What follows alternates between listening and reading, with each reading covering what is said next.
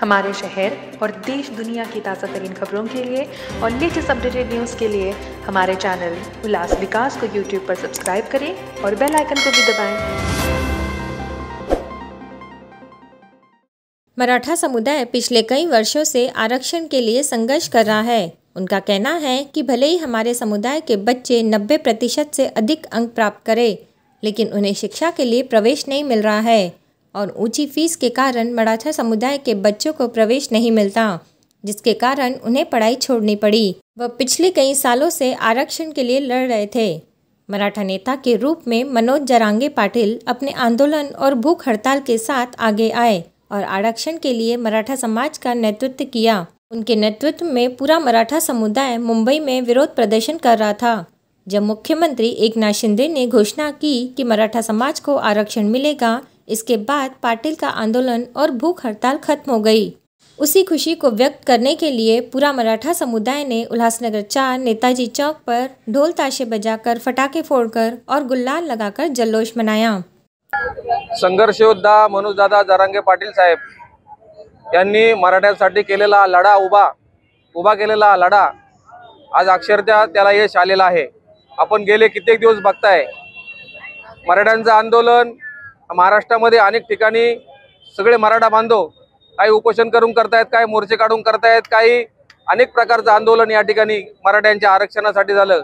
मराठ्यांना आरक्षण का पाहिजे हे आपल्याला सर्वांना ज्ञात आहे। आज मराठा समाजाची मुलं चांगले 80, 85, 90% मार्क्स मिळून सुद्धा आज 40-45 वाल्यांना त्यांच्या हक्काची या ठिकाणी नोकरी, त्यांचा हक्क दुसरे समाजाचे लोक घेत आहेत। परंतु मराठा समाज अतिशय हुशार असून, बुद्धिमान असून मराठा समाजाला कुठेतरी वंचित होत आहे, शिक्षणापासून वंचित होत आहे। आज आपण बघितलं प्रत्येकाची आर्थिक परिस्थिती हालाकीची आहे आणि अशा परिस्थितीमध्ये आपल्या मुलांना शाळा शिकवणं हे खूप कठीण आहे। पण परिस्थितीवरती मात करून मराठा समाज आपल्या मुलांना चांगल्या प्रकारे शिक्षण देऊन आणि चांगल्या प्रकारे मुलांनी मार्क मिळून सुद्धा पण मराठा समाजाला त्या मुलांना त्या नोकऱ्या मिळत नाहीत। अक्षरशः आज नैराश्यमधून मराठा समाजाची मुलं अनेक वेगळ्या मार्गाला जात आहेत।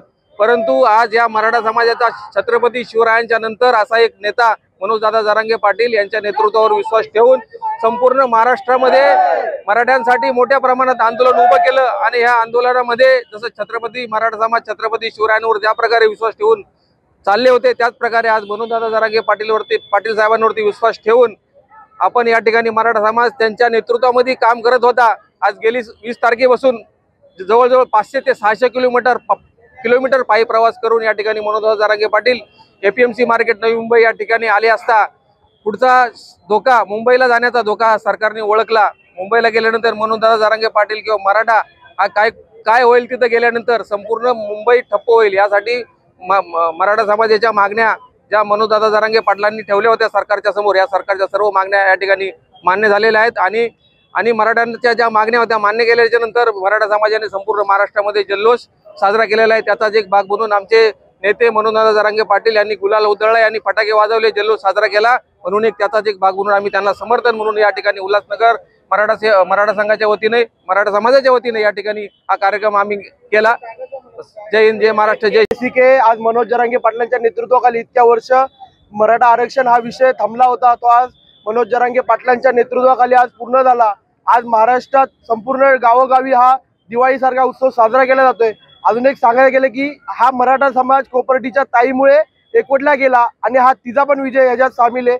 आम्ही सकल उल्हासनगर मराठा समाजातर्फे मनोज जरांगे पाटलांचे तसेच महाराष्ट्र शासनाचे आभार व्यक्त करतो आणि जर त्यांनी सांगितल्याप्रमाणे उद्या जर या आरक्षणाला काही दगापटका झाला तर पुन्हा आम्ही मुंबई येथे येऊन, आता तरी कमी आलतो पण ह्याच्यापेक्षा येऊन डायरेक्ट मुंबईला येऊन आम्ही परत आंदोलनाची भूमिका घेऊ असे मनोज जरांगे पाटलांनी सांगितलंय आणि परत सगळ्या समाजाला शुभेच्छा देतो। ब्यूरो रिपोर्ट, उल्लासनगर उल्लास विकास। उल्लास विकास को यूट्यूब पर सब्सक्राइब करें और बेल आइकन को भी दबाएं।